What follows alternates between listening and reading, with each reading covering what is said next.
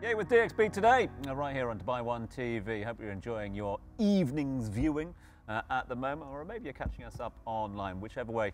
Big old focus for us today on all things cars, but not just any old cars. We're looking at how women, entrepreneurial women, are impacting the automotive industry in a number of different ways at the moment. Next guest doesn't mind getting her hands dirty or breaking a nail or two as well. She is the founder of the Girls Mechanic team and teaches women basically everything you need to know when it comes to taking care of your car or maybe someone else's. Welcome to the show, Jowana Burgan. Thanks so much indeed for being with us. Thank you for having me. I have no nails, so we're safe on that We're one. all good. It's something you and I have in common. Quite right too. Listen, one thing we don't have in common is you know how to fix a car. I've got no idea, so I'm going to take some sage advice from you.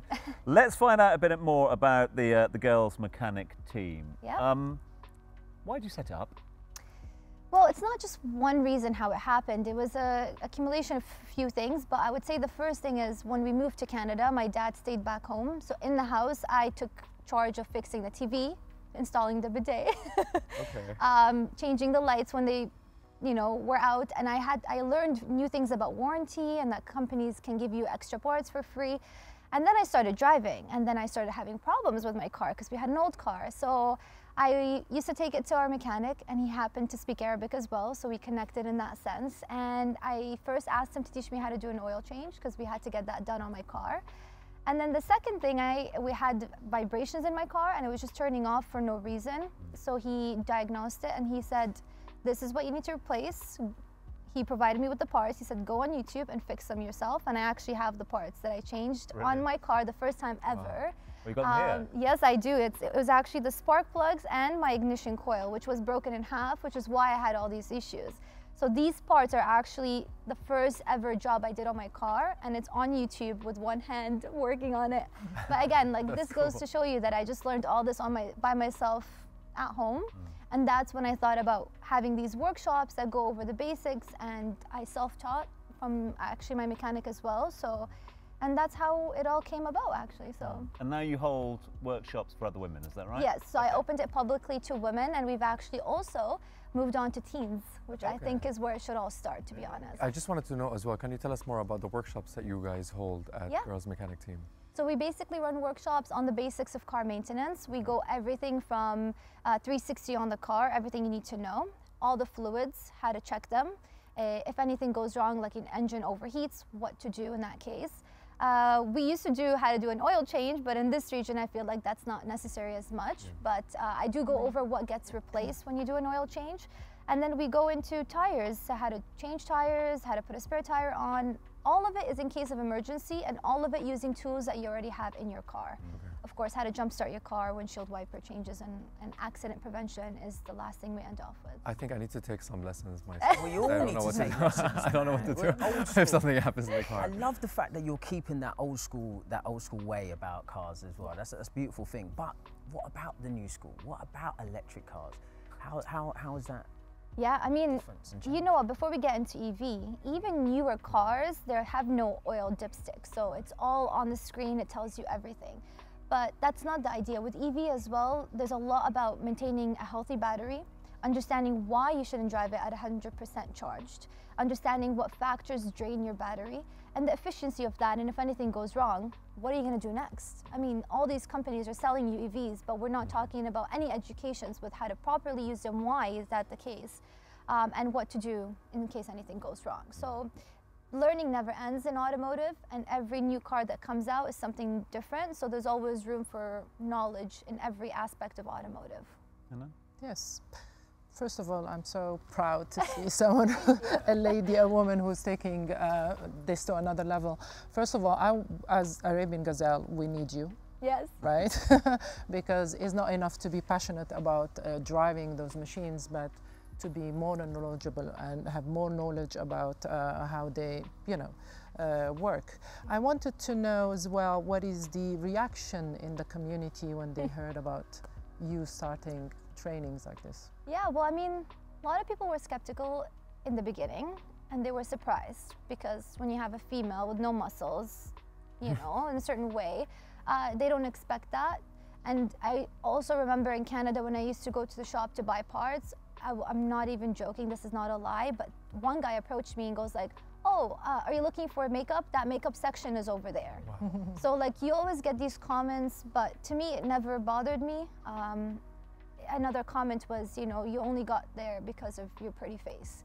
So, I mean, these things are gonna happen, but that's the only reason where you should keep going, because at the end of the day, you can have a pretty face, but you don't necessarily have to get anywhere with that. So it's about having the passion to educate and you know, let others know why this is important.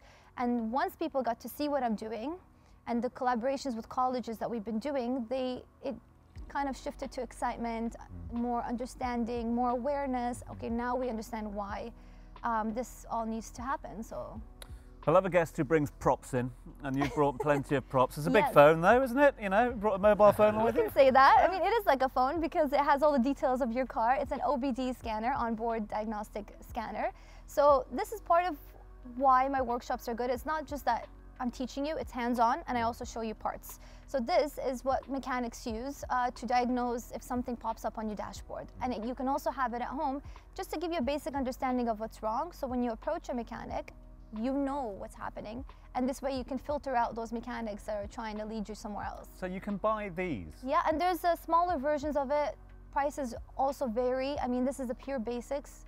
There's even a smaller one that connects to an application on your phone, which costs nothing, and it gives you all the details. And this is for all car makes, Yes. right? Diagnostics. I thought only mechanics could buy these. I didn't realise. They have the bigger ones, the more expensive ones, you know? And what's it called again? It's an OBD, onboard OBD. diagnostic. Nice. And a Good to filter. know. That's for Yes. AC? It looks like you're vacuum filtered also, which a lot of people may be more familiar Yes. with. Yes, I just also showed them that this is your cabin air filter. So the air that you breathe inside the car, I mean, you need to replace that, especially in this region with so much dust around. So I just showed them what a old part looks like and why it needs to be replaced. I mean, you've got the engine air filter and the cabin air filter as well. And the spark plugs, as I showed you before. We all need you. Yeah. Not just the women, the men as well. I've had men attend my workshops as well, surprisingly.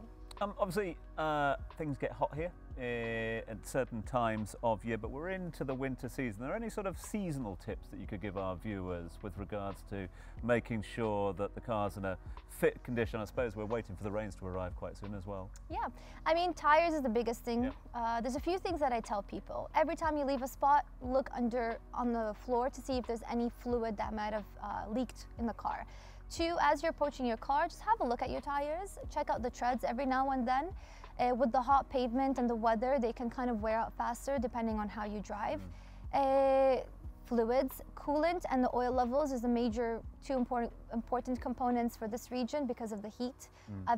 So the nice thing is I get the women to bring their cars in so that I teach on one and they go check out their cars. And the last workshop, we've had 2 cars with low coolant levels.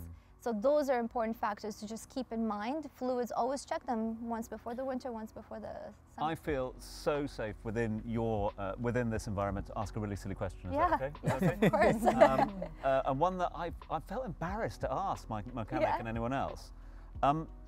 Tyres, PSIs and things like that. Yeah. I can't for the life of me find anywhere in my car that shows me what PSI or what pressure my tyres should be. Is there a sort of median or does it depend? So there's a tire pressure sticker that's on the driver door side. Okay. And it's in every single car. Yeah. And it tells you, 1, the tire pressures, the front tires, the rear tires, and the spare tire need to be at. And it gives it to you in 3 different KPI, PSI, and bar. PSI is the most common unit that we use in this region. And then for the size, they also have on there, or your owner's manual will tell you what size. I think this is the only thing that I know about the cars. Yeah. Jowana, thank you so much for being with us on today's No, it's a episode. pleasure. And we've got DXB in 60 with Lane. So Lane, take We it do away. indeed. More questions, Hanan. It's about you, it's fine, it's no problem.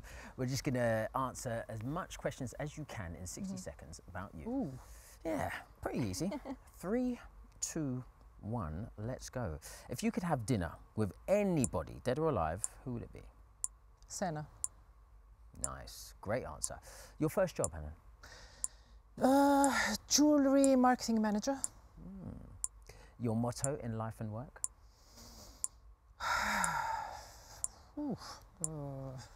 I'll come back to that. Oh, cool. A superpower that you wish you had?